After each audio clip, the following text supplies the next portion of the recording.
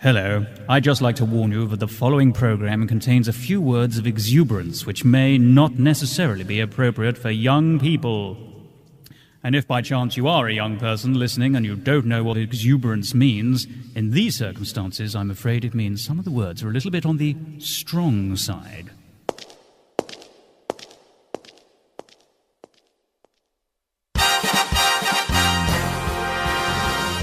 Broadcasting from the stages of London, this is MusicalTalk, the UK's first independent musical theatre podcast.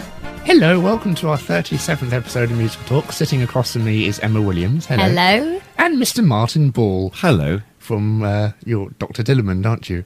Indeed, in Wicked. Until I get a Mr. Do you notice you just get Emma Williams? I know. Well, you're the Emma Williams, that's why. You're not Miss Emma Williams. No, because they keep calling me Ms. I hate that. Muzz. I'm too young to be a Ms. Muzz was a shame, wasn't it? Yes. Because the idea behind Muzz, this has nothing to do with musicals, but just very quickly, was really a good one. Why should, a man is just Mr. whether he's married or not. Yeah. Why should a woman be defined by whether or not she's married? It's an appalling idea. I'm Absolutely. totally with that. But Muzz as a word is dreadful. Now, compare with carbon footprint. That is a wonderful phrase. It's a wonderful little bit of poetry, isn't it? Carbon footprint. And it takes an idea which is a little bit lofty, the whole kind of E thing, and oh dear, have I really got to do that, and do more recycling and all that, and makes it completely attractive. Talk about my carbon footprint. Suddenly I want to do something about it. The footprint element makes it deeply personal. It says that I have a specific personal responsibility. I'm leaving my mark. Yeah. Yeah. For the mark I leave, ecologically speaking, in global warming, yada, yada, yada. Okay, So moving on. you know where you are with that phrase. And if only Muzz had got a word like global... See, Ms to me just conjures up images of feminists or lesbians or being divorced. And I'm none of those. And humorlessness, above Yes. all. I'm not a Miss or a Mrs. I'm Ms. Yeah, there's no joking with Muzz. I had a is there? drama No. teacher who insisted on being called Ms. You can't put your hand up and call Ms in class. It doesn't. There's no vowels. It doesn't work. No, that's right. It's M and Z, it's like megahertz or something. Yeah, there's no vowels, there's no plosives, there's And nothing it's you can do with rubbish in that. Scrabble for points. Yeah. So today we'll be talking about Wicked, obviously, because we've never done that in any of the episodes. And we have actually many times.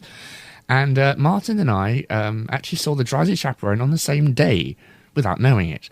So we'll be discussing that show. Brilliant show. Very funny musical. Fabulous. And I loved it. good. I loved it. very, very good. Yeah. And you're not really a musical theatre man, are you? No, lightning has struck twice now. I don't know what you're doing on this podcast then. But, Yeah, I know. Well, quite. But I do love musicals. I'm going Yeah. to bring my passion, if no particular talent, to the day. You can sing. That's right. I've No, heard you- well, I've heard you harmonise. if I sing at all, I'm the old school bass. What I am not is a light pop tenor, which is what I needed to be in Mamma Mia, and that really was a bit Yes, of a disgrace. because you've done Mamma Mia. Because that's what I meant by lightning having struck twice. Is I've done 2 musicals. Yeah, Two great musicals. yeah, 2 great. Didn't put fun you off the musicals. first time then. No, I absolutely loved it. I had a pal who was in Mamma Mia from day one, who I've known since I was 16, and he called me one day and said, "Come and they're auditioning for Harry, one of those 3 dads. Come and have a go." And I said, "Andy, you know what my singing's like. I sing like a Cat horse being with castrated. a fence pole up its arse." Yeah, I mean, yes, a cat. But yeah, quite. I mean, it's just terrible. And he said, "No, I think you could get away with this." He said, "Yes, you're right, you do, but I think you get away with this." So I thought, and I said, "No, I don't think." He said, "Look, what's the worst that could happen? You get a funny story about how shit your audition was." I thought, yeah, okay, I'm not too proud for that. Lots I'll of give it- bleeping in this episode, obviously. I Yeah. guess. And so I said to my agent, "What do you think?" I could hear the laughter down the phone from. I was filming. It's one of those odd things. I was filming something or other, and you know what filming's like? Hurry up and wait, and you're sitting in your little box, And I should have been on set at 7 a.m. Was this for the Ali G movie, by any chance? No, it wasn't. No, it was some telly or other. I can't remember what. And I was just sitting there, and it was noon, and I should have been on set at probably 8 a.m. and everything. And I was sitting there, and I'd forgotten my book, and I was kind of Andy had called, and I was thinking 2 hours later. I was thinking, I'm so bored now. What can I do? I'm going to chew my own foot off. I know. I'll phone my agent and see what she thinks about this ridiculous idea. And she said, "Well, do you want me to put you up for it or not?" I said, "Well, I don't know. I was just killing time, really."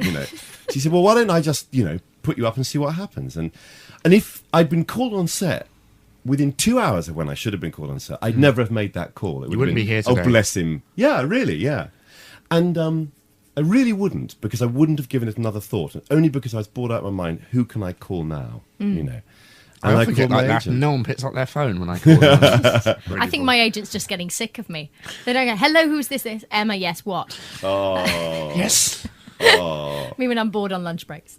If my client was Emma Williams, I'd answer the phone. I tell you. When you My call the God. phone and you get yes on the other end, that's not a good sign. Well, it's the fact that I actually, when I say, it's Emma Williams here again. It's the again that comes in. I think they don't phone me for jobs because they know I'll call them 4 times in a day. So. So you did Mamma Mia, and Yeah, so that was it. So I did. So I went up. They said, well, right, okay, you've got to do it. And they said, we want two contrasting pop songs. I thought, I knew I was in the wrong bloody place. This is ridiculous. I don't know any pop songs. I don't know anything about the hit parade at all. I'm hopeless. did you hear that, listeners? The Hit Parade. And We've gone back to the 1940s. Yeah, no, hopeless. I thought, well, they're getting Nightingale sang in Berkeley Square, and that's the end of it. So I went in. Gorgeous song. He said, what are you going to sing? And I said, well, I've only got one contrasting pop song, and it's not a pop song. And he said, what is it? And I said, well, Nightingale sang in Berkeley Square. And he said, well, it was popular in its day. Exactly. I mean, people say it's pop. Pop. You think it has to be post 1955, which is when the Hit Parade started. Yeah. But you think of Gershwin is pop music of the day. Yeah. Because people listened to it. They went into the shows knowing all the songs. Verdi was pop music of his day. Yeah. Magic Flute was pop music. Exactly. So, I mean, who cares what pop music is? I know, yeah. It's pop music. What's in a name? Yeah. As that man once So said. that was it. I did it, and I absolutely loved it. I loved it. I loved being part of a company for a year. That was the main thing that I loved. Absolutely. It's a very interesting aspect, I think, to when you're doing shows. I've worked on a lot of shows which have been 3 months, and you form very quick, tight bonds, and then you leave and never hear from anyone again. It's really random, but having them 2 shows for sort of a longer period of time, it's lovely to get into that sort of family atmosphere. And Really it is. nice. It's a family. Yeah, It's it really is a family. great. Well, welcome And you go to the through a lot Musical together. Talk family. Martin. Lovely. Thank you, Nick. Thank you. Lovely to be here. But when I do, mostly I'm an old telly whore, and those you can be on something for a day or 4 days or a month or something, Half a day, and and you just do all your best stories in one day and There's go again. all those random ones as well, where you turn up for sort of a week and then trog back off again. You might come back 3 weeks, 4 weeks, 2 months later. I seem to remember when I did Bleak House and had 4 weeks of filming to do over 5 months. And had sort of a week at the beginning, 2 weeks in the middle, and a week at the end. And I was like going back, I can't remember anyone's name. Sounds I like can't remember my A-levels. name. Yeah. It's so strange. What did you do on Bleak House? I played Rosa Cartwright, Gillian Anderson's maid. You did, didn't you? I didn't realise that was you with my terrible face blindness. I didn't realise that was you. Emma was also I in Chitty Chitty loved Bang it. Bang. yes, that I didn't. Opposite your brother. Yeah, that's right. Yes. My singing brother. Yes. Yeah. The one with the singing talent. So I was a big fan of Chalk when I was younger. Were you? Yeah. There's one line. Chalk was a sitcom. Well, Martin can tell us about Chalk. Tell us about Chalk. Chalk was a sitcom by Stephen Moffat, who had great success subsequently with Coupling. Yes. And Chalk was very, very good scripts, which I think we ballsed up, actually, to be fair. And after we'd done them, we did 2 series. After we'd done them, and I knew we weren't quite getting it right, I realised why. And it was I saw an episode of Fawlty Towers, in which sort of vein it vaguely was. Not wishing to compare it, because Fawlty Towers is beyond all comparison. But there was something about Fawlty Towers that at the beginning of each episode, you thought that today it might just be all right. It's a gourmet dinner. All we've got to do is type up the menu for the gourmet dinner. So you just put the paper in, you start typing, and the phone goes. And it's Sybil. And have you typed up the gourmet menu? Well, I would have typed up. I was doing it. I would have typed if you hadn't called. But now, and now he's one step behind. And then very quickly it starts going. That's when he picks up the phone and goes, yes! What? Yeah. And then it all just slowly begins to fall apart. Mm-hmm. But you believed for a moment at the beginning of each episode that it could be all right this time. And what we got wrong on I sometimes feel like that was, when we're recording these episodes, to be honest with you. Yeah. It's life, isn't it? It could be all right. It could be all right. But it just collapses. Yeah. And that's what we didn't get. We started and it was mad, and you couldn't believe that this was really a school. It was set in a comprehensive, and But it was lovely. He never went to my school. There was one line I remember, which I still remember to this day, and that you had these sort of the headmaster, the very strange headmaster who was always on the brilliant David Bamber, on a highly strung headmaster, and this boy was being punished, and he made a plasticine model of God, which I just remember laughing my head off, and I think that's the most impossible thing you could ask someone to do, and that's the only bit I remember, and I. If you want to see Martin, you can go to YouTube and search for Chalk and see clips of him. Is it on? Oh, I didn't know that. You can buy the episodes in the shops. I know that. That'd be the more sensible option, I think. So ignore that comment and go to your local HMV and buy Chalk on DVD and support Martin. Yes, who would get about 8 pence for every 10 that was sold. The first time I met Emma, she had a cheque for 12p for doing Doctors. My royalties being sold somewhere. It's wonderful. You get that check sent through, and you go, I don't know whether I should just cash this or frame it. Yeah, that's right. I think they rely on us doing the latter. Yeah. Oh, they sold it to Iceland. Yeah, really randomly. Pence. Sales to some random Eastern European country of Heartbeat. And you're like that. Oh, fabulous! Oh, brilliant. When did I do Heartbeat again? Sound great with translatings going on in the background. Yeah, the 60s music's so popular over there. So.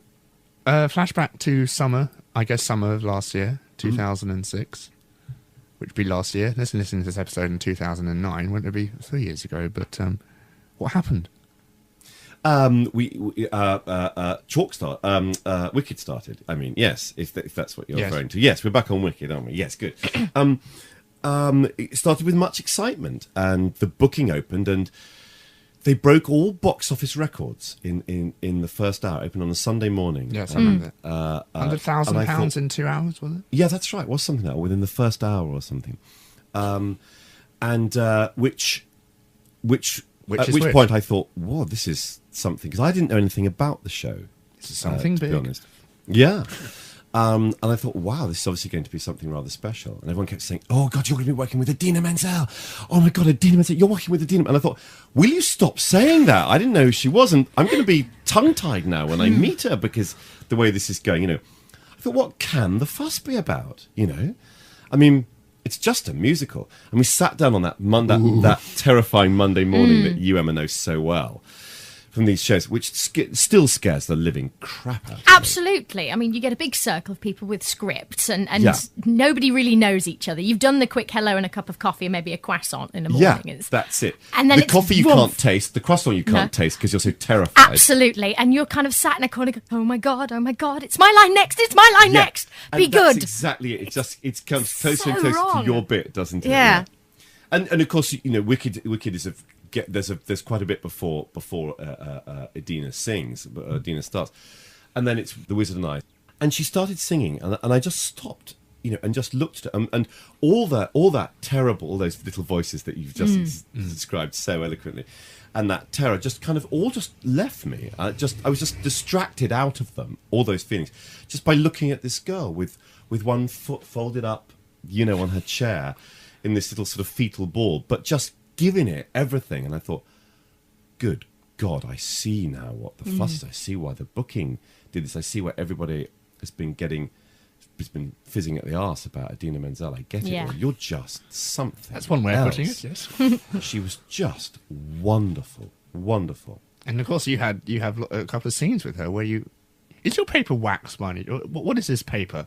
The paper I have to eat is rice paper. Oh, okay. Yeah. Is it nice? It's really nice. It's nice, yeah. It's a nice sensation, putting paper in your mouth and chewing it. What is not great is that with it still in your mouth, you then have to say, I've heard of an ox, a professor from Quox, no longer permitted to teach. Oh, so you don't swallow it? No. Well, I do. I try, but there isn't time.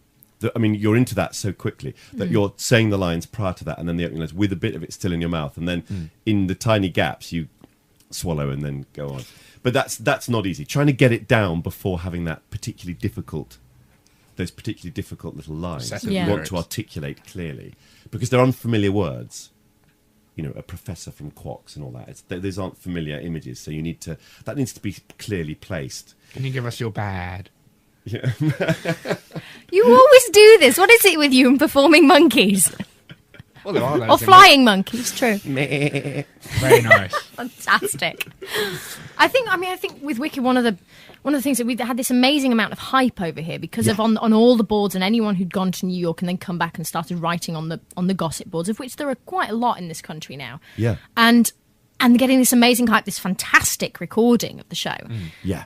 And then as soon as they announced that Adina was coming, it was like that. Bingo. Yeah. It's sold immediately for one reason, that people want to see her. To have her come over. And it's a very clever idea. Yeah, absolutely. I think it's a very strong idea when there is already a recording that's sold so well. Yeah. I mean, the book is great, and it's had a relaunch for the book as well, the Gregory Maguire book. Yeah. Yeah. I think personally I prefer the musical to the book. Do you think the book's great? I find it weird and dark. And it's a little too dark for me. Yeah. It's very political. Very political. And it's political, but it's also sort of psychosexual as well, isn't it? The crazy thing going to the club and the tiger and it's like that. What are we in Amsterdam all of a sudden? It's what happens? We don't need this in the book. Surely this is what the internet's for. I mean, as a book, internet's a porn. As a book, you really. It's not a book for kids. It's, no. It's definitely not a book for kids. I mean, it's very dark. It's quite beautiful in places, but it's a little disturbing to read. And it's almost a little disturbing that if you enjoy reading it, you feel a slightly... I think there's a slight perversion in an attitude towards it. Yeah. And as you say, it's very overtly sexual. There's the wonderful scene of going to the ballroom in the musical could probably be loosely kind of connected to the going to one of the clubs in the book. God, I hadn't even thought of that, but that's basically this let's go down to the Ozdust Ballroom. Oh, fabulous. Yeah. Let's go down to this slightly weird club where we'll see a dwarf and a tiger, with a capital T, obviously. Giving a performance on stage. of a very rude kind. I remember reading it and feeling a little disturbed and going, I need to see this. I need to see this show. It's a bit wrong. I'm sort of entering Stephen Schwartz's shoes, trying to think of a rhyme for fellatio, but I seem to come Horatio. Up with, well, you'd have to rename the dwarf. Nelson the musical. I can see that scene with Lady Hamilton, can't you? I've got it now. Oh God. Oh. When else would you need a rhyme for Horatio and fellatio? But do you know? I mean, Universal are behind the musical because they originally wanted to do a movie of it.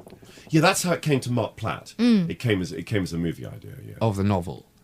Yes, which would have been interesting. Yes, it would, and you'd have thought the most obvious medium, but it was very. It was hugely imaginative of Mark to see it as a musical. Absolutely. And that was Stephen Schwartz. Oh, was it? Stephen Schwartz called him and said, this has to be a musical, let me do it. Oh, right, okay. And they said, okay, we'll give you 200 million. Do you know, you're right, that rings a bell. I think that's in the Grimmery, isn't it? Yeah. Which is a marvellous book. Isn't it a fine bit of show merchandising? Oh. What a great bit of show merchandising. Absolutely gorgeous. Yeah, I bought it for my nieces for Christmas and I hadn't read it till then. God, it's marvellous. Yeah, I mean, it's for people who want to know more about a show and how it gets off the ground, because it takes you through the work process of the show, which is fantastic. Yeah. You know, and the process of having Kristen Chenoweth with the show from all the way through from the workshops. I think, was it Shoshana Bean, possibly? Or was it Stephanie J. Block? It was Stephanie J. Block. Stephanie J. We had Block her on this show, in the workshops of the show, who's since, played the role.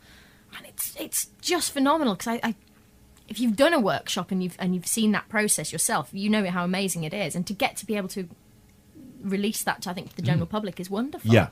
Because more often than not, the public only ever see the finished product. Yeah. Or maybe the previews. It's a really nice behind-the-scenes kind of thing, isn't it? Lovely. Yeah. Really and the lovely. artwork in it's gorgeous. It does get into some quite explicit detail, which you think a lot of companies would be quite cautious about. I mean, Disney, for example, you get their behind-the-scenes book and they're absolutely useless. Oh, really? And they don't tell you anything. They just have, here's some artworks, and here's some artwork, and it's just, this book really explains. There's a lot of text in it as well, which you don't really get from many picture books or coffee table books. And it's a great... Does it tell the plot when it goes into that bit of... there's no, script because at the back, it has the twist at the end. Okay. And which it doesn't reveal, because they want you to see it, obviously. Right. And that this is like... Because the cast album's quite clever. I noticed the other day, it doesn't actually... It gets all the music in without revealing any of the sort of... the cast albums. Yeah. Do you remember Lisa... From of course, yes. Who works for us. Yes. We were wondering, she, we're chatting this morning, and she posed the question, there are rumours of a Wicked cast album for London, then they're off again, then they're on again, then they're off again. Is there one coming? There was an on rumour, and then there's an off rumour, and we're on the off rumour. It's a simple answer. It's not going to happen. It's a shame that because it was for a day or two, and then it quickly fizzled out. I'm not quite sure why. What, the fact there was a shame or the rumour? The rumour fizzled. Yeah. I don't know why, but I don't think it's going to happen now. Because there's so many great musical changes from the Broadway version to the, little things like the timpani during Defying Gravity, where Elphaba stands up and you finally see her, this iconic image that we've all come to know from the Wizard of Oz. And, you think, well, this drum roll really, so she's quite regal now. And little things like that. Which, right. The interesting thing is most cast recordings are slightly different to the show version anyway, because certain things work wonderfully well when you can see the visual aspect of it, but not particularly well, when you're faced with it on a CD. Sure. So, I mean, I think the interesting thing would be particularly because of all the accent changes. But then you have that obviously issue of original London cast is, yourself and Adina and Helen Dallimore and Adam Garcia. It would be what Forbidden Broadway call now the unoriginal cast. yeah. And then obviously you've got the changes that have subsequently happened with Miriam Margolyes. I don't know if I can pronounce Margolyes. Margolyes. Is it? Margolyes. Yeah. There we go. I've been calling her Margoyles. No, Margolyes. Yeah. Margolyes. And also with Kerry, who's phenomenal and stunning as our first British. Well, it would have been with Elphaba. Kerry. It would have been a Kerry recording, because obviously there would be no point in having another Adina. But the fans, I mean, not just the fans. I think people really want this CD to happen. Yeah. Because it would help with the show, and it would get more people to come and see it, and it would just be another thing for people to gush over and hear the new changes to the score, and hear, because Katie Willie-Jones is fantastic. James Gillan is very, very, very good. Yeah. And, Nigel Planer as the wizard, it's all, nice to hear different it would be lovely. No, it'd be great. I think they realised very early on that they weren't going to do a deal. I think that they weren't going to be able to do it for a price that they wanted to do it, and I think that was something to do with the They are very expensive to do. That kind of thing. And There's also, a lot of casts now have that clause put onto album recordings, particularly with original cast, that if you subsequently put the show on somewhere else, then you have to sell the original cast recording for a certain amount of time. We had that with Chitty, that when they put the Broadway production on, even if they made a Broadway cast recording, our recording still had to be displayed at the same pitch for them to also sell it. I think and it's a way of safeguarding. Michael Crawford had a deal that there was not to be an American cast recording of Phantom, because so that if you wanted it, you'd have to buy the one with him on it. Yeah. It's where safeguarding your royalties. When I say him, I mean his people who said that. I don't know whether it was him personally. But, absolutely. But yeah. Yes, exactly. And I wondered whether we weren't doing one for exactly that reason. But in fact, I don't think there was anything like that. We were free to do one. But they must surely, Nick, have thought, exactly as you've just said, there's money to be made here. And obviously they priced it up and thought, okay, no, it's too much like hard work, or it's not, financially viable. Not financially viable. They'd have to get Stephen Schwartz back to produce it. They'd have to get the musical arranger and the musical supervisor and everyone into the studio when, because they do cast albums before the show opens. They do sometimes. Yeah, we recorded the Bat Boy album between the West Yorkshire production and the London production. You're saying the changes they had to put into it. Well, we had so many changes. There were new songs, which was one very good reason for getting that album done. But it is still Devon May playing Bat Boy on both albums, because obviously he recreated the role. But it took us 3 months to get it through the studio, because there were a lot of problems, and the composer wanted to be involved, and he was in America. So that took quite some time. Chitty didn't happen for months after we opened. And that's all time that you would have been selling them. You really would have been selling them. And the later it gets, there's less chance of it happening because of the fact that you're going to have a cast change. Yeah. So you don't want to make momentum anyway. Absolutely. And all that kind of thing. They re-released the album for London with the new wonderful logo on it. Yes, they did, didn't they? Yeah. Which was a nice, idea. It sort of fits in with the whole London style. Yeah. But they re-released the book with the show cover on it, which I actually and thought photos was of the show possibly not wholly responsible, bearing in mind that it seems to suggest that what you've just seen on the stage, you're now going to get in book form. Yes. And you're not. And one of the, I would say responsible, simply because one of the problems with that is an 11-year-old girl can come and see the show and get a lot out of it. It's all about female friendship. Absolutely. And then read the book and be rather horrified. You're slightly disturbed. And I think because he's going to go to her mother and say, "Can you think of a rhyme for fellatio?" Oh God! And, another one interesting. I saw this on one of the gossip board websites recently, or discussion board websites, should we say? Websites, yes. Websites. And somebody was saying that they'd bought a book called Wicked, and they were discussing it with a friend, and they were wondering when the characters got to Oz, and it was Wicked by Jilly Cooper. Oh yes, that's right. There is a Wicked by Jilly Cooper. A little different, methinks. Oh, check that ISBN number, kids. Yeah, it's not quite. Come and see the new musical based on. Yes. Yeah. I mean, let's get into this female thing, because would you say a lot of the audiences are female for Wicked?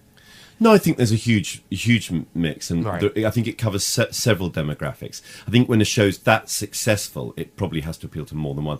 But a central thing, ultimately, there's all this stuff about the Wizard of Oz and the backstory, and how clever and how witty and how It's all interesting. very But nice, but- ostensibly, it's actually about female friendship. It's about the relationship between these two girls, and so I do think that hooks girls at 11 or 12 when the most important thing in your life is your friendships. Absolutely. It really is, isn't it? I think more so perhaps for girls than for boys.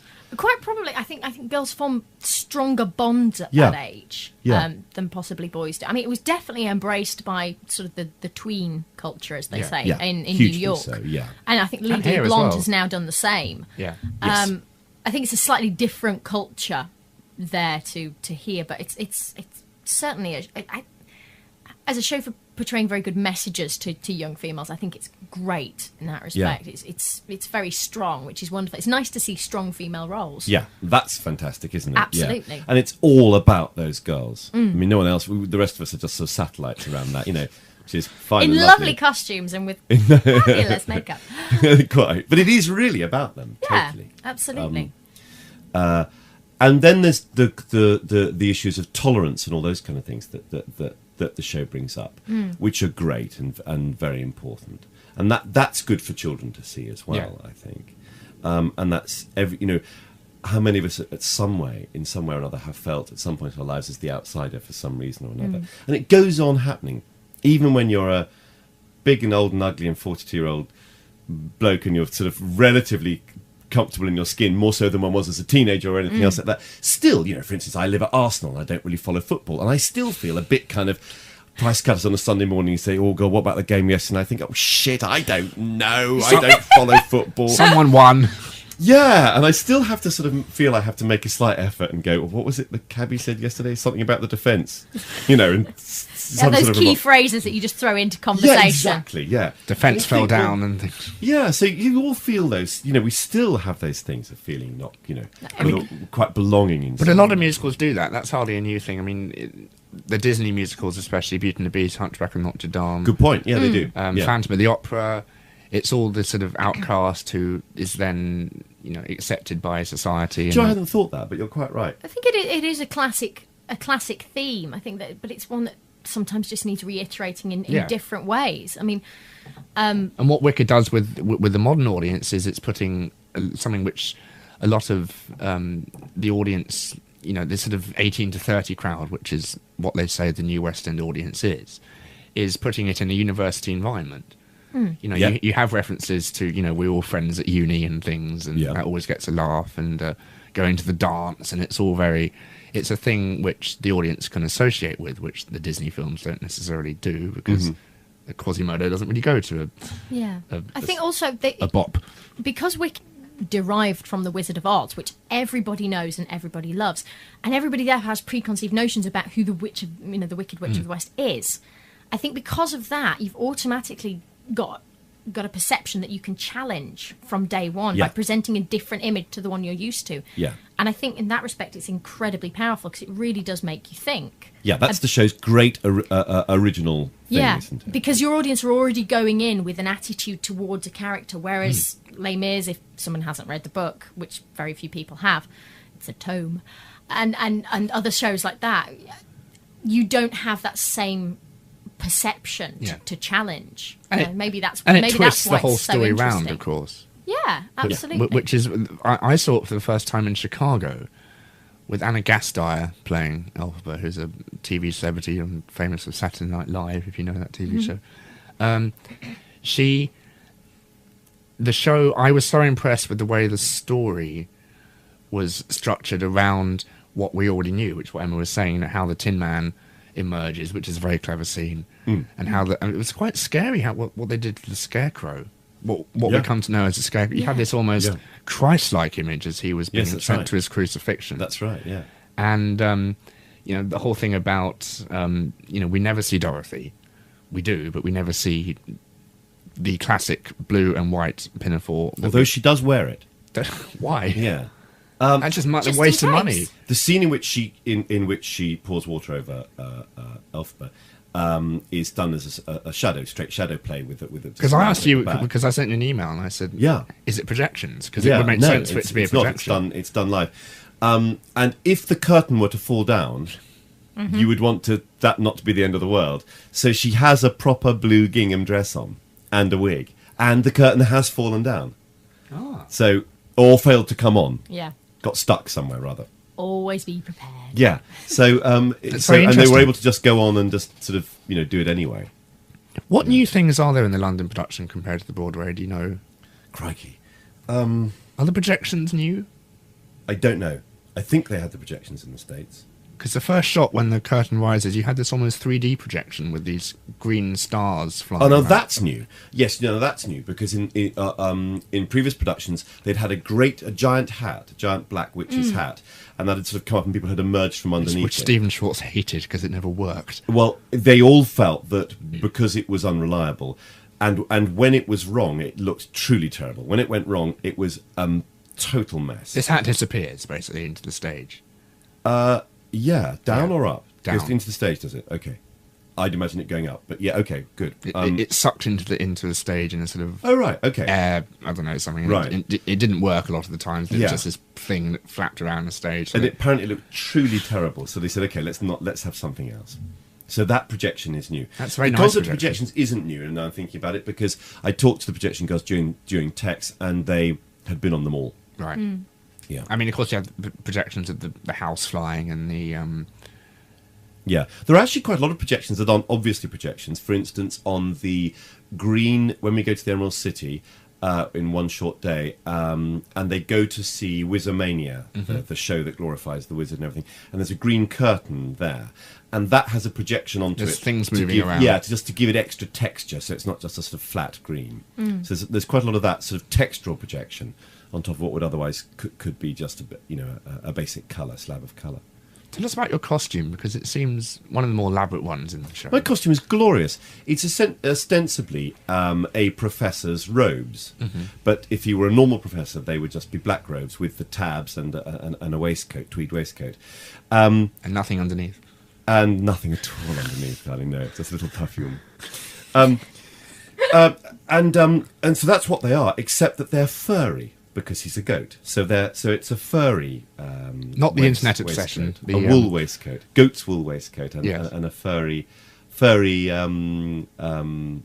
robes, yeah, which is lovely, and a rather sweaty, not breathing latex head, yeah. And you can't hear anything. Disappear. No, very little. Very little. That amazes me, but I mean, because I really couldn't hear anything when I first put it on. Eventually, they stuck some little holes in it around the ears. But up until then, I would just stand there and everyone would point at me. I really couldn't hear a thing. You think they give you headphones or an earpiece that makes you hear? That would be a bit high tech. No, it's okay now. I can hear enough. Yeah. You probably did the show with your eyes closed, fast asleep. Probably. I dismiss the class. I say class dismissed, and they all leave and. Unbeknownst to me, because I'm looking the other way, Elphaba says, "You go on ahead, Nessa Rose. I'm going to stay and have a little word with the goat. Check he's all right." And she looks at the board and she reads out the board, and she says, "Animals should be seen and not heard." And she looks at it rather contemplatively, and just under her breath says, "Animals should be seen and not heard." And I then have to turn and oh, you're still here. And I can't physically hear that. At all. Do you watch her on the screen? No, I have to. I contrive. I hold a book out the other way, and I have my head just so I have a subliminal at the very corner of my eye, a subliminal thing, and I watch her head move, and I turns her head moves, and normally she's spoken at that point. But I can, with the combination of the noise of people in the wings going off and her talking quietly, I can't hear that at all. So that's how, I mean, I really genuinely can't hear certain lines in the show. And you have a tail. I have a tail. Can you wag it? Which goes on. No, but other people are quite fond of pulling it and and stroking it, which is nice. We're talking about the tail here. Yes. Didn't see that one coming, did you, Emma? Oh. I have a rather sweet tail. It's come off twice. Miriam Margolese came across it once in a scene and just kicked it into the wings, as only Miriam can. She is a rude headmistress, isn't she? She's fantastic. Oh, we love Miriam. And you have Caroline. She lives to shock. Yeah. She's that high. Yeah, she's very little. Yeah, she's little. For those of you who are in the audience and didn't see that, I pointed my hand about 1 foot off the floor. And now you have... now we have Susie Blake. Who's very good. She Yes, sings. terrific, She yeah. sings, which is delightful. Yeah, it was a rude shock to hear that. Oh yes, there was a tune to that once. Miriam resolutely refused to sing, which is a great pity because she could have done if she'd had the courage, and it would have been a great opportunity for her to. I'm sure it's in her character to though. try. You know, she could have had a plan A, which was the one she was doing, and then during the day she could have worked on plan B and just dropped it in when she was ready. I have to say, first time I saw the show was in previews, and at that moment it was like, huh? And it was kind of a general kind of qua from the people around me. Yeah. Many years I have waited. I love it. It was a very strange moment, but But great, it worked. But we're off to see the wizard. But Miriam was terrifying when she comes out during Defying Gravity. Yeah. With her reverb flying around the whole theatre. The wicked! Yeah, all that, yeah. And it just instilled... She was terrifying, wasn't she? Yeah. It sends sills down my spine. Yeah, and, It brilliant cast, and obviously we'd be sad to leave it. Yeah, she had the best time on the job. She had such a good time. She absolutely loved it. Has she actually come back to see the show? Yes, she has. And she was always one who never tell me who's in. We always used to throw her. I don't like it much either. But she absolutely hated it, being told. And there was a point in that one where she'd come and join Andy Mason and I, and we would take great delight in waiting till we heard her feet on the stairs and then say, so much smaller in real life, isn't it? You know, it's great, really good. No, it's really great. So I'm just amazed you wanted to come and see the show. It's incredible. Yeah, no, I think they're both here. Yeah, and all that. You know. Who's in? Oh, that's mean. Hey, I know, terribly mean. You know. It does look like a really fun show to be part of, I have to say. It looks like the sort of show where you're going to leave it going, yeah, I had a really great night tonight. It's been the most super fun, yeah. And the Americans were really tough on us in rehearsals. I mean, in a good way, but they were really down it. They were really like, you know, this is just, we're nowhere near. This thing of doing the show at night to these... Our first preview was like a rock concert. It was just extraordinary. One of my presenters went to see it, and he said... of course, he had the bubble, which... the bubble didn't work, and we had to stop and start people again. were cheering during the silence of the bubble not working. Yeah, but it was to stand on stage, and there was this wall of sound, which was just incredible. You felt like you were sort of Bruce Springsteen or something. It was just extraordinary. See, I do know people in the hip parade. And then we'd do the show at night, and then we'd turn up for rehearsals the next day, and they'd be like... It's just no good. It's nowhere near. And you just think, this is so weird, you know. Absolutely. Being praised to the hilt at night and then acid rain during the day. But they wanted it better and better and better. It's like the critics, really. I mean, especially with a show like Wicked, which... Can we say it wasn't critically well received in this country? No, never is. Well, nor was it in the States. It doesn't matter. It really doesn't matter. It's one of those shows which I think...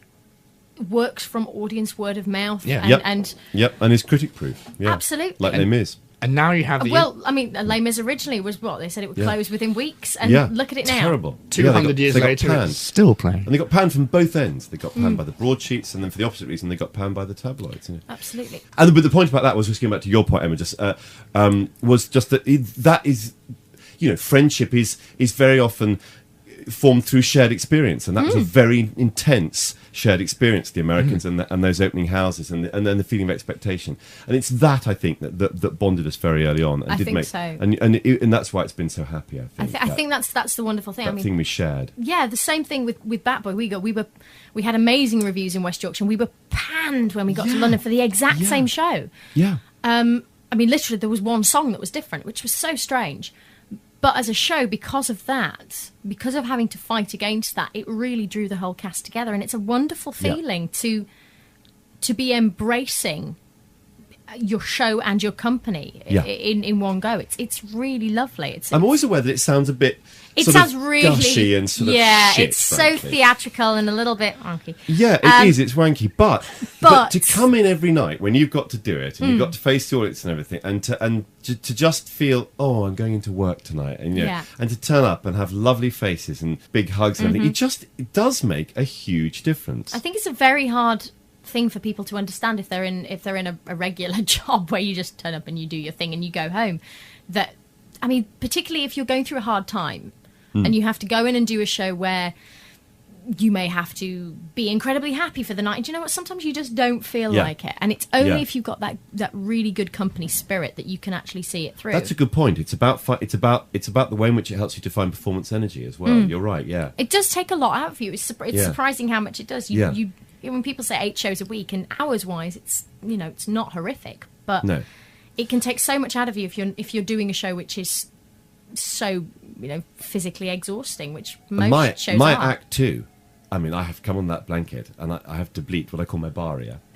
When I give my baria, I find, that's hugely emotionally demanding, bearing in mind I have often eaten a lot of cake either side of it. Absolutely. We love the shows where you get just enough time off stage to gorge on sweets. I've so landed with my arse in the marmalade with Wicked, because it's such a great little part. You do enough that they establish who you are. Then you go away, eat cake, flirt with wardrobe, while they go on talking about you and keeping your name alive. Absolutely. And halfway through Act 2, there's Elphaba, going no good deed, and she goes, Nessa, Dr. Dillerman. I think that's it, girl. I hear it on the tongue. I think keep the thought alive, so they all remember the goat. Yep.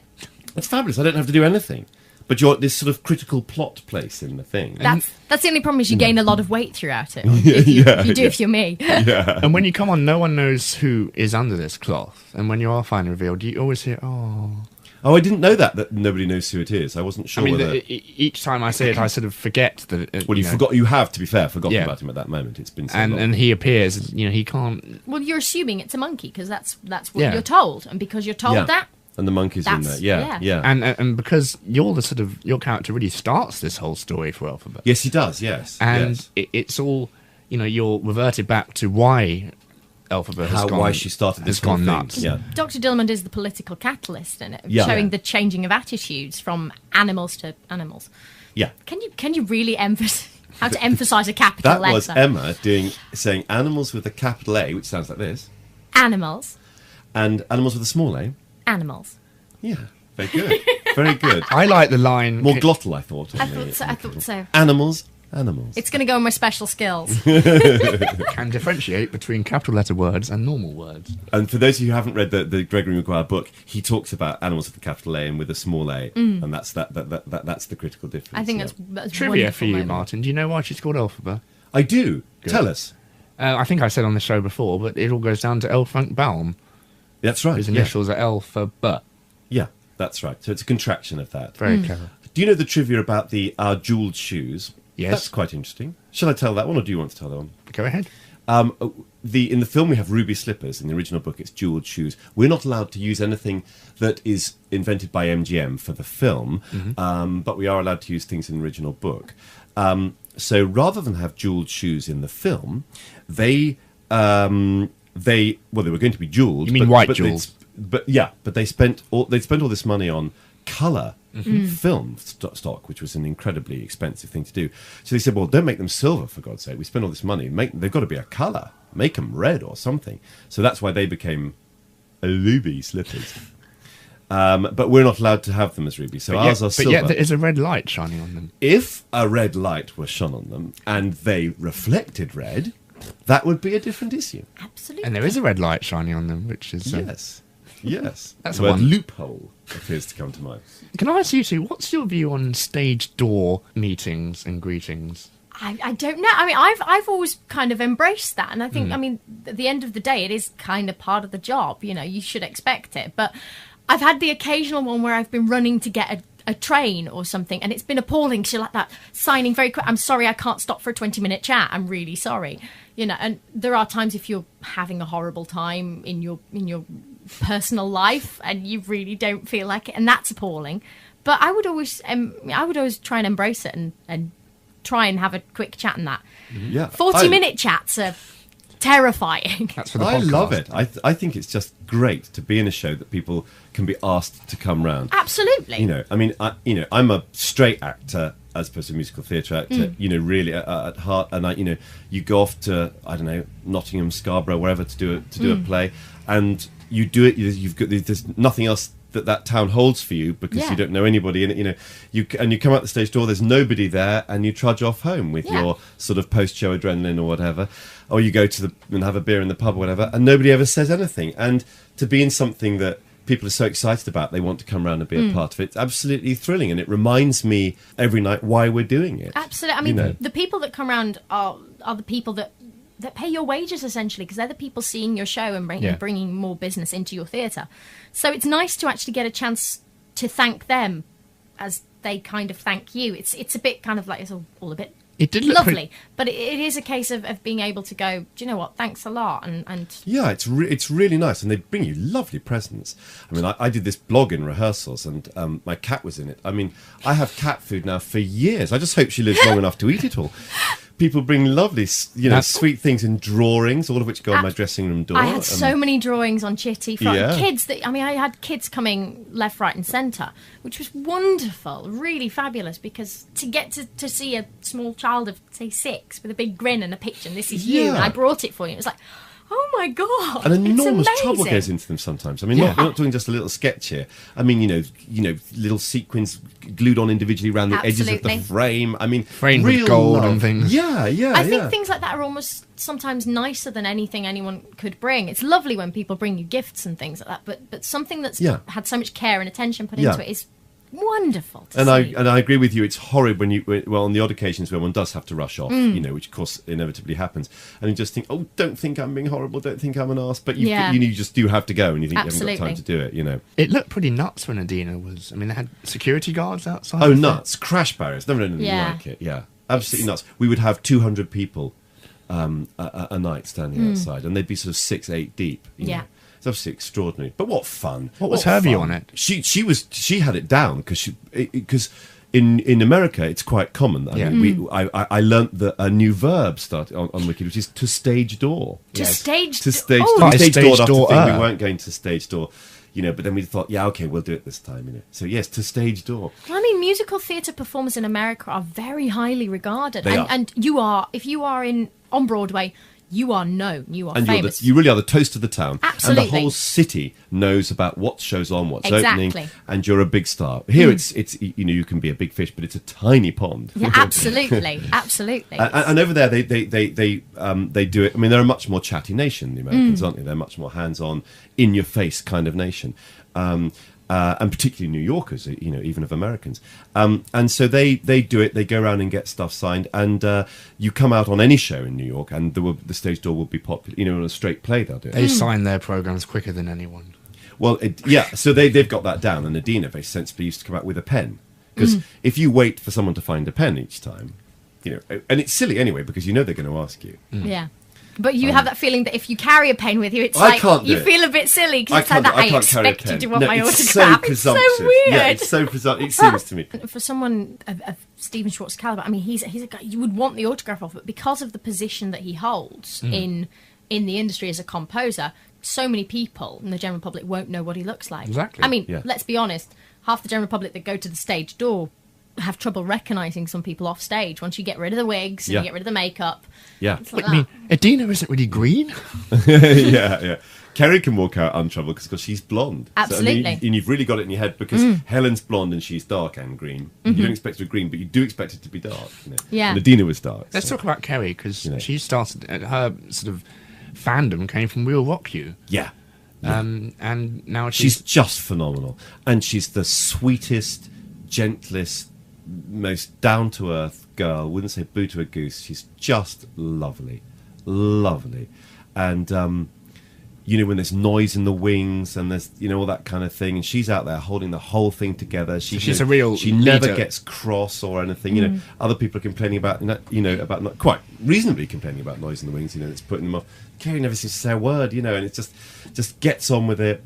She's just heaven. I haven't a bad word to say about her. Just heaven. I love her performance. I think it's wonderful. I have to say, I saw. And to her credit, it grows and grows and grows as well. Yeah. Absolutely amazing, and when you're following such a powerhouse as Adina, who has had such a setup on it as well and has been hyped, it's a hard task for her. Difficult really to step hard. into, and my God, she was amazing. Yeah, she was amazing. She made me cry. In fact, I think Kerry's performance got me more than Adina's did. Really? Yeah. Yeah, it affected me more, and I don't know why. It makes sense because it's now the accents aren't such a problem.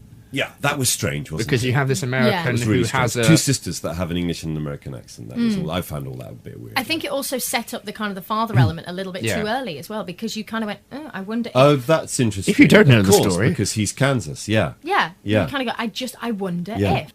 It's had how many billion people have come to see it?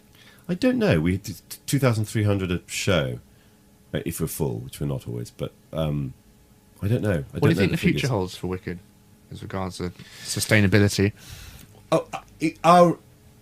We've not taken London or England has not taken to Wicked in the same way that America has. That's to say, there are tickets for sale, whereas in the States there are just no tickets for sale. I believe that they have a 30 million advance on Broadway. Wow! And it's not just Broadway now. There's there's a US tour. There's LA, Los Angeles. LA, there's Chicago. There's New York, and they're all Toronto, completely selling Canada. out. Germany. In fact, we get some of their overspill. We get Americans here who say, just been dying to see the show, couldn't possibly get a ticket in the States, so we've come here. It's interesting because I think originally they were planning to take it to Australia before London. Oh, really? That's interesting. I was in New York a couple of years back, and I sang for Bernie Telsey, who casts Wicked in America, kind of very randomly.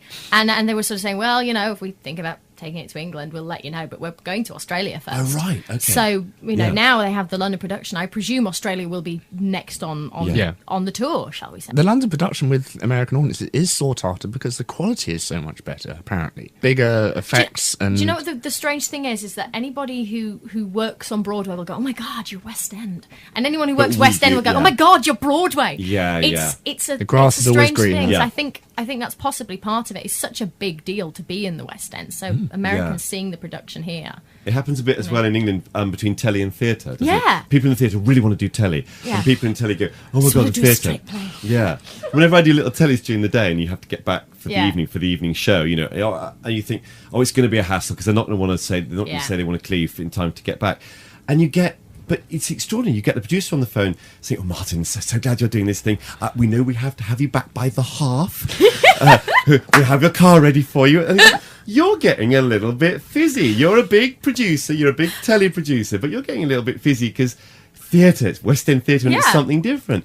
And then, you come into the theatre and they say, oh, you've been doing your telly today. Like it's a kind of a... It's so strange. One of the reasons that theatre has such a kind of an acclaim to it is just the fact of having to be in that place and doing that show for 2.5 hours, unless you're eating cake, of course. Whereas, 11 minutes. Can you imagine? You do your first song. Could we just go back? I didn't get Professor Sorry, from can I have Quark's another act. one? Can we do another take? Does anyone mind? Is there a problem? And that's why seeing things on stage is so much more amazing than seeing the film. Absolutely. Seeing Madonna on stage, for example, because she can't, say cut and come back and do it again. She has to do it 8 shows a week, 3 hours a night, whatever she did. Yeah.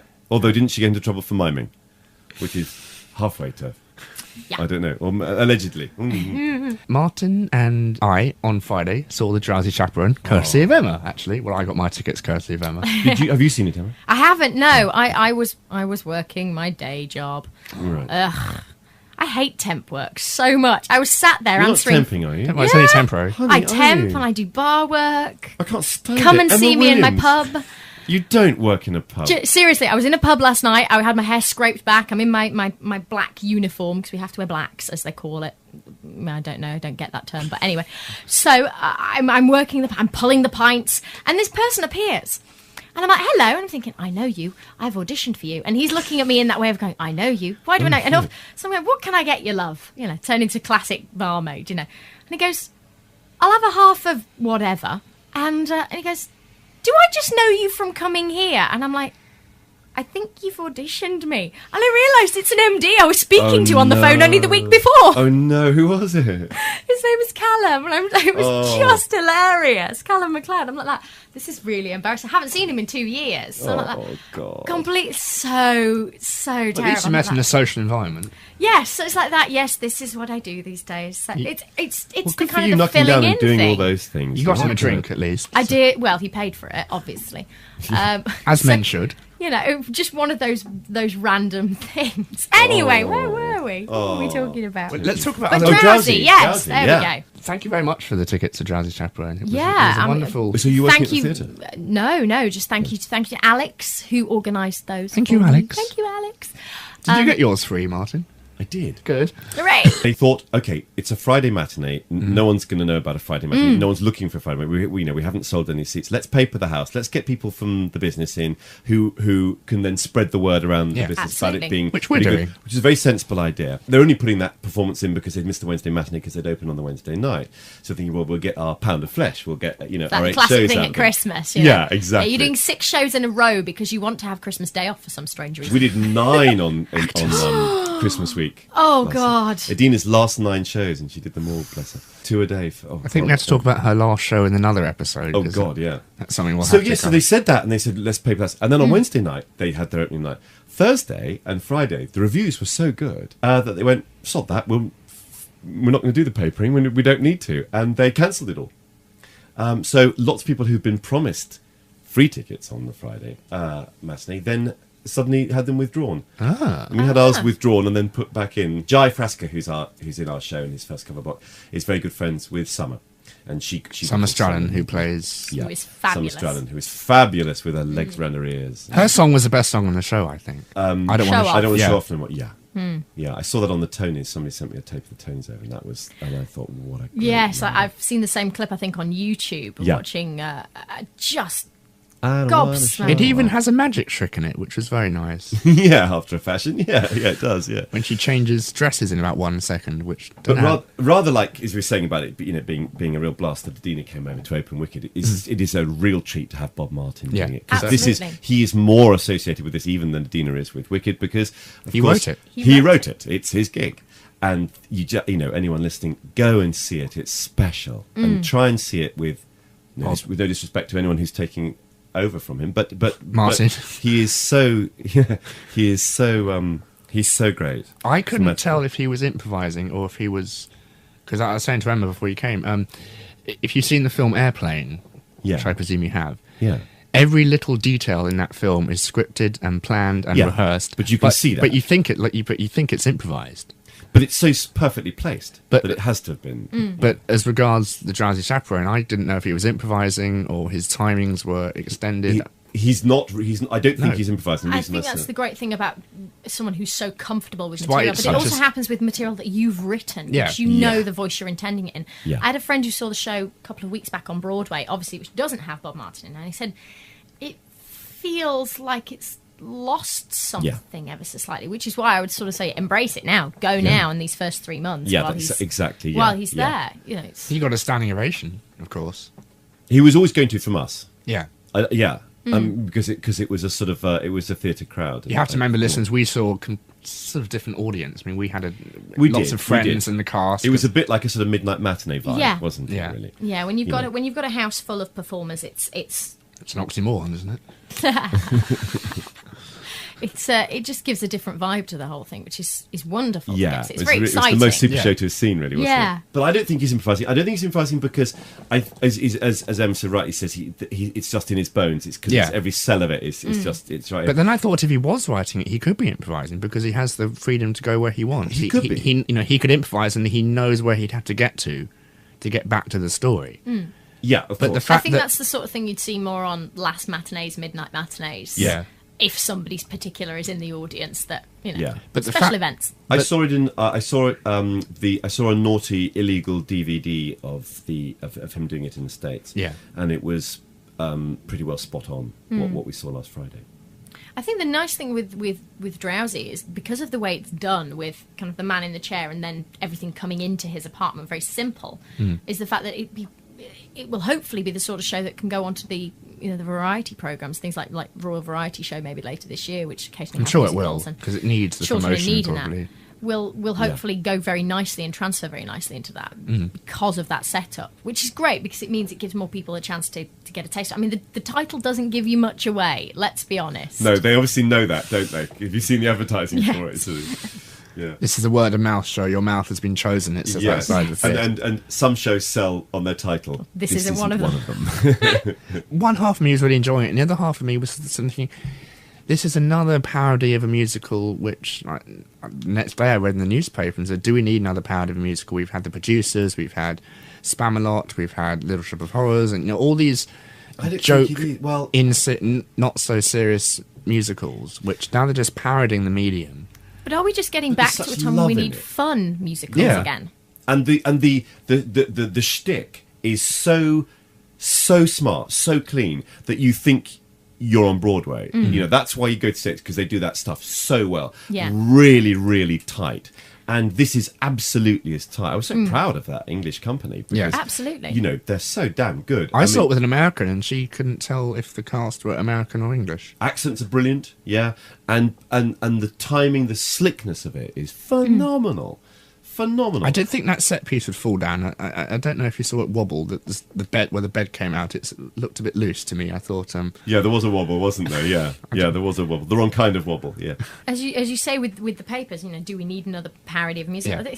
It's almost as if the papers occasionally over here want to go, you shouldn't have fun and go to the theatre. You should go to the theatre and be serious. Yeah. Why shouldn't we go and enjoy a show like Wicked and just embrace fun music? Well, the Why Daily shouldn't we Mail go are a and different laugh at breed show anyway like Drowsy? of critics. I mean, the Daily Mail think, having reverting back to 1950s lifestyle and worshipping the Queen is good fun. So I can see why That's they right. didn't like it. I mean, it got 2 Your stars. subscription to This England, yes.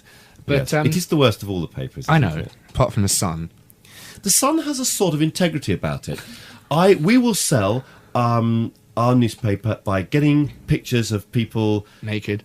Fergie sucking somebody's toes, or a girl with her tits out. Fellatio. They There's don't a sort try of and integrity. disguise what No, they do. Exactly. And their reviews are actually surprisingly accurate, I have to say. Yeah, yeah. I mean, their weekend review for music and films and things like that. I read those. I have to say, I read them for And horoscopes. you know what you're getting. You pay money, you know what you're going to get, and they say this is what we do.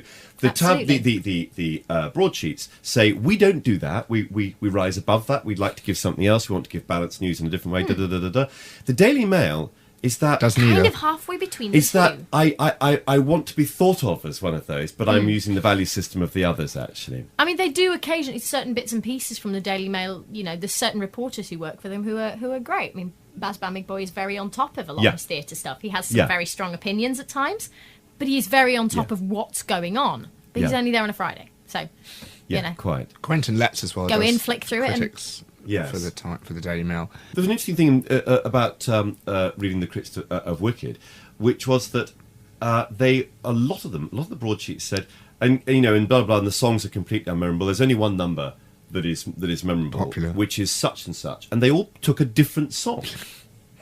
And there was no agreement That's about which interesting. one song Brilliant. was memorable, but unanimous agreement that only one song was memorable. And these are one of them catchy chose songs. Wonderful, which is, I mean, it's the most obvious number. in the song, Maybe they but- chose that because it's the only one Stephen did in deliberately a pastiche. Yeah.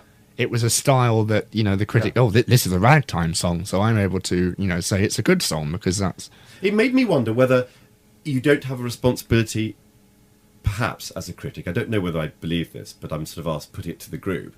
Maybe you have a responsibility to get to know a piece before you review it. Yeah. Maybe you shouldn't take it on a first hit. I can't take any music on a first hit. I mean, No. I'm a big opera fan, but if you what? play me a Hit. on the first time you hear it, on the Emma first hit. researches her roles before you audition. I mean, you have... Absolutely, you have to do that as an You actor. research have a to. subject before you write a Yeah. book about it. I mean... The first time I hear something, a Verdi opera, I don't know. All I hear is more, more, more, more. It does make me wonder how But when I get to people know it, you think, do once when I've they got the come and shape, I see a know. show and only see it once and don't come back Yeah. for a second time. Because, I mean, as you say, when you see it the first time, it's like, whoa, swathe of information. Yeah. And then you come back the second time, you kind of enjoy it more. So once I review it, then first off, you're only getting that that kind of rough idea of everything, shall we say, and what hits you automatically, and you kind of let things go by the wayside on others. And if there's a sort of an interest, you might think, I'd quite like to hear that cast album again. You might buy it, or you might borrow it, or whatever. And as you hear it now, you think, oh, I remember this bit. This is when the whole thing went green. This is when she went up on the thing, or whatever it is, And because that reinforms it, and the emotional connection is made because you know where you were emotionally in the arc of the evening. Then you start to listen to the music again, and now it really starts to mean something. It brings back a memory, and it kind of has especially if you're talking about a complex integrated musical theatre score. And by this I mean it has leitmotifs and has recurring melodies. You can't get that on a first hearing because you don't know what you're listening to. No. And once you've gone through Wicked, for instance, and you've got that whole motif of the whole leitmotif of unlimited, look at me, I'm limited, and all that, which is the first 7 notes of Somewhere Over the Rainbow, his little in joke. And then you go and see the show for a second time, and the first thing you hear is the second thing you hear. Oh yes, you got that dug thing. And you got dun dun dun dun dun, which is normal to Wicked. Yeah. Then then you hear that, and then now when you hear it for the second time, and the hairs go up on your back, the tingles start, absolutely, because you know why that moment's there and what that's about. Which is what a great musical theatre composer does. I mean, Stephen Schwartz and Stephen Sondheim. Yes. If you listen to Sweeney Todd, it's completely littered. I think 35 leitmotifs in Sweeney Todd. Yeah, and that beats Wagner. Of course, it all goes back to Wagner, the Ring Cycle, and all these. Was it Wagner who first came up with the idea of characters? He's the guy that did. I don't know if he came up with it, but he didn't wake up one day and think. He certainly made it big. There's the song "The Wizard and I" is he wrote for Adina, and he knew that his audience in San Francisco and New York, if it went to New York, would know Adina, know that what she was famous for is this enormous belt, this hugely powerful belt. He says... Can I continue this story? I mean, I think it's the one you think of. Stephen Schwartz saw Chorus Line, which is now just opened on Broadway again and won many Tonys. You're right, yeah. And he, you had this big kick line chorus, sort of Busby Berkeley style song at the end. One. Yeah. Singular sensation. And he was waiting for the kick line. Yeah. Was waiting, it never happened. It built up to the anticipation, build up, and when it finally happened, he was, hooray, it's the kick line, and, it finally got him what I've paid to come and see. So he wrote The Wizard and I. He actually thought, oh, don't do the kick line to begin with. He thought, don't do the kick, it's so obvious you can do the kick line. Oh, you're not going to do it. Oh, you're not going to do it. Oh no! Well, maybe we did need the kick line. Maybe we did need and then you're thinking, "Oh, please do the kick line." Oh, there it is. And that's your payoff. And it's a huge tease towards it. If you listen to the Wizard and I, she actually goes, "The Wizard," and she doesn't even say "I." It goes into the leitmotif of Unlimited. And finally, when it does, I think as regards Bill Bond's orchestrations, Dina Menzel's singing, the rallentando of the score, that is the best moment in the CD when she has that shift and it just goes into some random key which has no relation to the previous. So it starts very slowly. Yeah, and it just builds up into this huge climactic moment. And I remember when I saw it for the first time, the person I was with said, it's nice to see a female actually be on the stage, having the whole stage and a spotlight on her. Yeah. Which is what, that moment is all about. The towers have glided off stage, and it's just an empty stage with her singing, and it really is a fantastic moment. Yeah, and it's a great "I Want" song. Yeah, but that because it starts so slowly. And then when you know that, and when you're talking about getting to know music, I think you have to know what the whole shape of that number is before you can appreciate the number.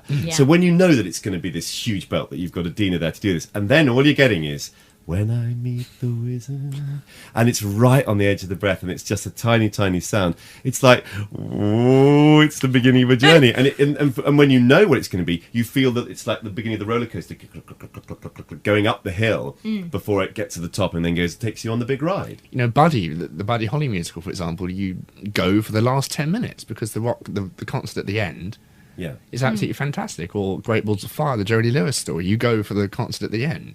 So should a piece stand up on one hearing and be heard and be judged on that?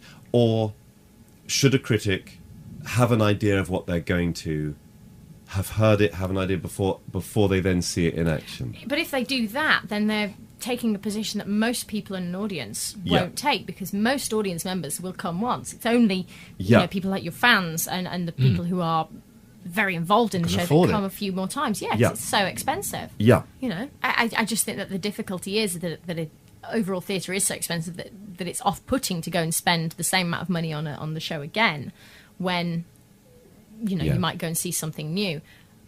And also, a lot of people aren't prepared to take the cheaper seats. And I think it may downgrade their experience. I assume a lot of people think that. I mean, for me, I love sitting right in the top of the gods, because that's where I sat as a kid seeing shows, and it has a certain kind of enjoyment to it for me. It would be nice if a show would operate a theatre where or a theatre would operate a version where you could buy tickets, and if you buy 6 for various different dates, you get a discount. Hooray! Yeah. Or more student discounts. Or make Wednesday afternoons cheaper than Saturday evenings, which some shows do, don't they? I mean, Avenue Q have just reduced its ticket prices during the week. They're all there Monday to Thursday, like best seats for 35, aren't they? Absolutely. Which is great. And that's right for Avenue Q. No, I love Avenue Q. I think it's wonderful.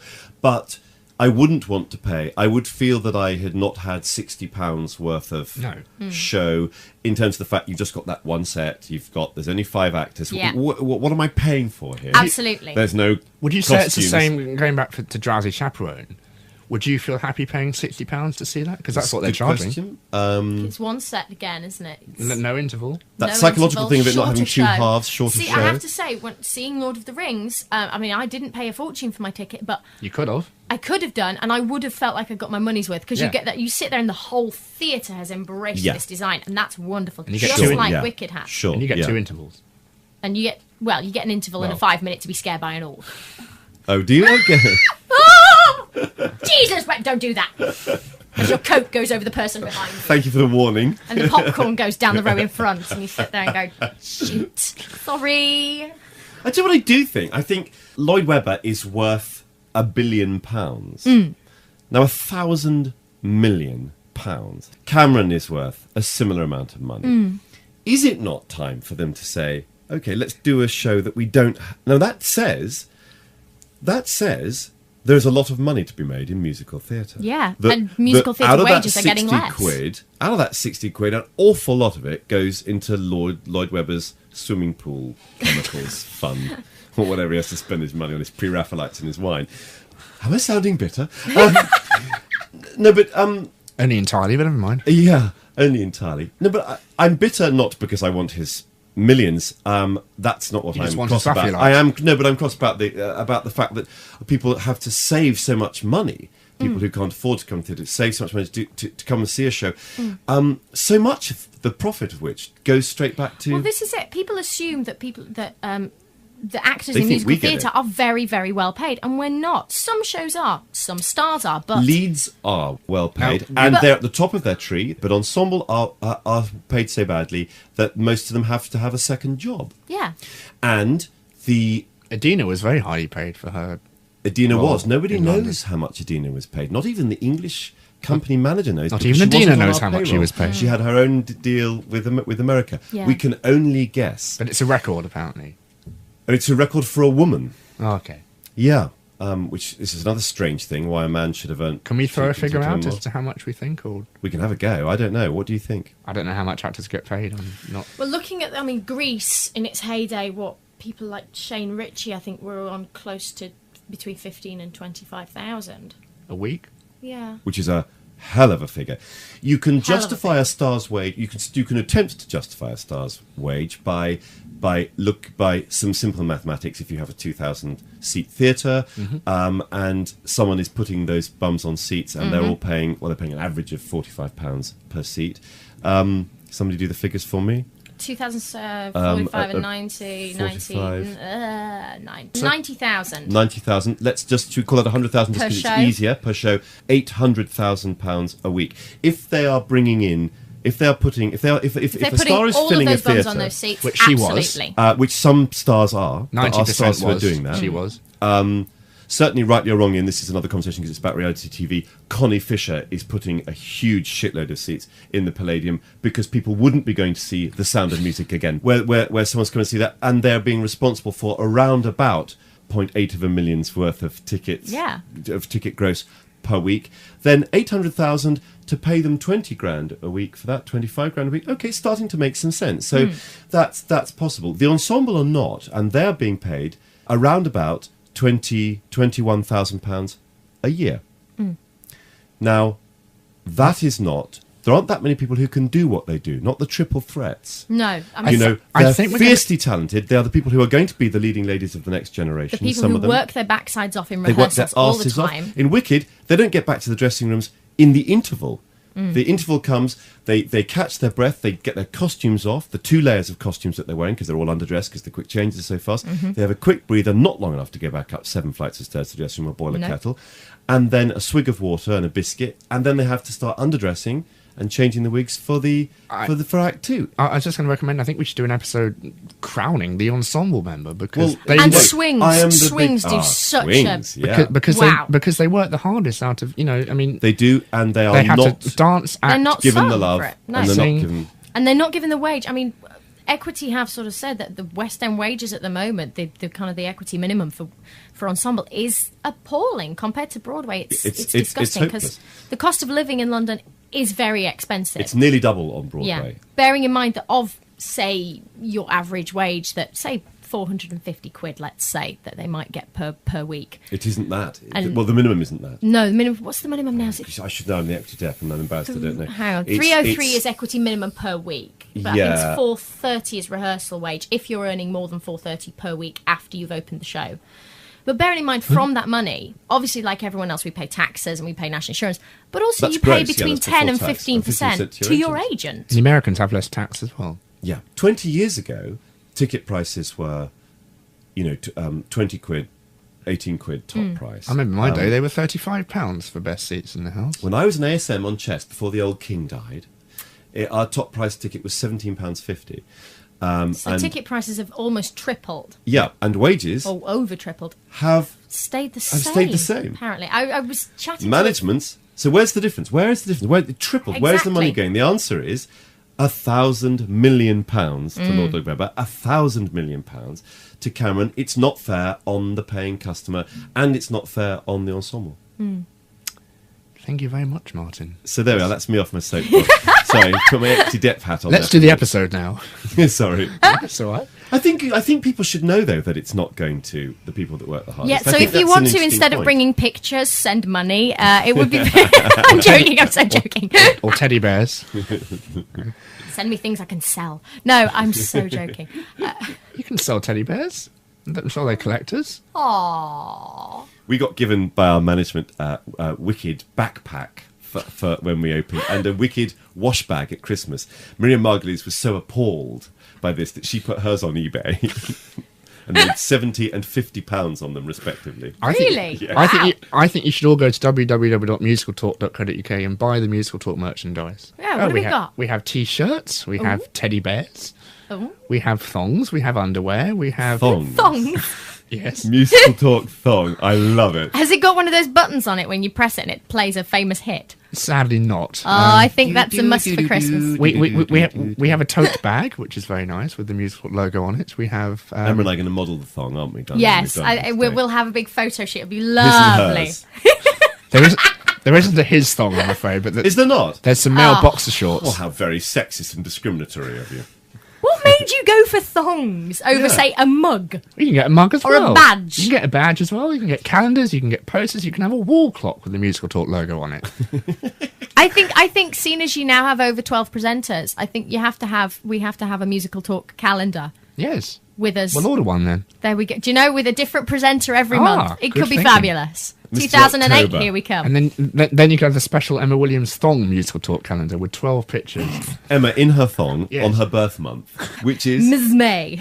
Ms. May. In Ms. May. her birthday suit. Behave. I do enough of that on stage, thank you. Yes. What have you been getting naked in? Model girl this year. Bat Boy was fairly close. Was it? Sex Chips involved some. Promises involved a little bit. In fact, I think I'm getting a reputation that now if it doesn't involve nudity, I'm not doing it. Quite right. It's terrifying and then quite liberating, isn't it? You're like that. Way!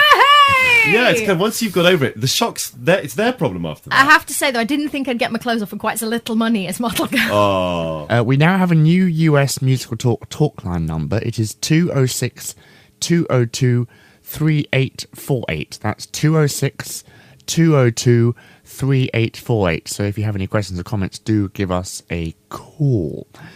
Also, on the Musical Talk website at www.musicaltalk.co.uk, there is a new article written by me in the features section all about the West End Live Festival we've just had this weekend in London's West End. You can see pictures and a video of clips of Little Shop of Horrors and Stomp, and you can also see my ugly mug in the video as well. So head on over there to www.musicaltalk.co.uk.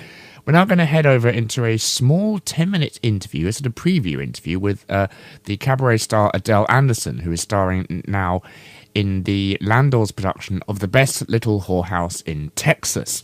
You'll be hearing a full interview with her in a couple of weeks, but in the meanwhile, here is a small section with Thos talking to Adele. Adele Anderson is famous in Britain, certainly, and I believe now abroad, mostly, I have to say, for fascinating Aida, the brilliant cabaret group who have stormed British stages for 20-odd years. But also, she's an accomplished director, a writer, a lyricist, and actress. And she's currently appearing in London at the moment at the Landor Theatre in Clapham in The Best Little Whorehouse in Texas. Hello, Adele. Hello. Thank you very much for having me today. Thank you very much for agreeing to speak to us. Now, we'll get straight on to this particular musical. It's written in 1978. What drew you to it in the first place, or playing Jewel? Well, it's an opportunity I don't think I would ever have been offered anywhere else. Jewel has traditionally been played by a black actress because there's a great big R&B number in it, and she's playing the maid to Miss Mona, the madam. And certainly that's how it was played on Broadway and in the film. But it's a great song, and I've got what I like to think is, sort of like a big jazz voice. And so I had to find another way to approach this character. Because the director wanted me to be in a French maid outfit rather than a traditional maid, long black dress. And I took a leaf out of Beryl Reid's book. She always said, if you get the shoes right, the character comes from there. And I was walking through Brixton Market. We were rehearsing in Brixton, and I came across these fabulous shoes that are bejewelled. And so, and then I found a cardigan that had jewels all over it. And so I decided that's why she's called Jewel, because she likes to wear lots of jewels. And the character kind of came from there. She actually, I don't have a lot of time to establish who she is, because she's only got about 10 lines in the whole of the show. But she's got a cracking solo number and a lovely duet with Miss Mona as well. What are those songs? The first one is called 24 Hours of Lovin'. And she basically, her job is to make sure all the girls have clean underwear and clean sheets and stuff. It is an important job, yes. But then the football team are coming that night, and the girls discover that she's not going to be there to help them. And that is because she's got 24 hours off, and she's going into town with her man to have a good time. And she talks in this song about, 24 hours of loving and 24 hours of this and 24 hours of that. And so, and it's great. It's a really good, funky R&B number. And then I swan off. I'm not seen for ages then, till Act 2. And then I have quite a touching duet called No Lies with Miss Mona, where we're being driven out of the whorehouse. And we're trying not to feel sorry for ourselves. So. I have to say, the cast is quite large for this particular. It's 26 people, I believe. 26 people plus 5 in the band, yes. I believe the auditorium only takes 65. Something like that, yes. Room for dancing? Actually, you were surprised. There's lots of splits going on from the boys and the girls. Which you can hear it across the borough. It's and a lot of sitting on people's laps at the front. The marvellous thing about the Landor, they're not restricted by their size. They really go for it. Last year we did Follies, which had a similarly large cast. It's only got 2 dressing rooms. It's marginally larger backstage than the King's Head in Islington. But and the poor boys, they're all shoved in a room that has no windows at all. Oh, right. But it has a door, but we girls are in a room with a nice big window, and what does it overlook? It overlooks drug deals going on the corner outside the estate there. Yes, absolutely. And we get an opportunity to hang out the window like real whores, and berate the passers-by. So the boys come in and hang out with us as well. So it's fine. It's very, very good company and very relaxed. You're enjoying it? I'm having a wonderful time. I mean, I'm getting to wear denim hot pants at my age. So 22. Bless you. Now, I'm going to ask this. Obviously, most people will know the piece from the film from the 1980s with Dolly Parton in. Yes. And which 2 extra songs were written, I think, by Dolly Parton. One of which was I Will Always Love You, which has gone on to be a super hit. Yes. Has it been interpolated into this version, or is it true to the original? It's true to the original. Carol Hall, who wrote all the music, and the lyrics, I believe. Yes, will not allow those songs to be. I don't think she was very happy with the film, because the film just concentrated on Miss Mona and the sheriff. I mean, there's a couple of very important characters in the stage show called Angel and Shy. They're the 2 new whores that join at the beginning of the show. And they're not in the film at all. Jewel, both her songs are not in the film at all. They give her a few more lines to compensate, but she doesn't get to sing at all, which is a tragic waste.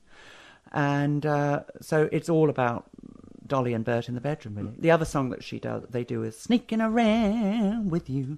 Yeah, that's in the film. So no, we don't have any of that. And of course, the film has a happy ending, which I suppose I'm going to give it away now. This one doesn't. So. But without getting too clear, there is a sequel, isn't there? Of course, actually, to this musical. Is there? Yes, The Best Little Whorehouse Goes Public. From 1994, also by Carol Hall. I had no idea. Oh, right, I was going to ask you about that later, if you'd be up for appearing in that. Oh, well, I certainly would. I shall have to speak to our director about it, see if he wants to do that. Yeah. Now, Carol Hall actually revised the original musical episode slightly in 2001 and added a new song called A Friend to Me, which I believe is near the finale. Is this version accepting that song? No. So this is the original version? This is the original version. Yes, and I think she moved Buster Amarillo to the end of Act 1. I was also going to ask you about that. Do you get an inadvertent shimmer of laughter from the audience when people know that the bus from Amarillo is departing in the music?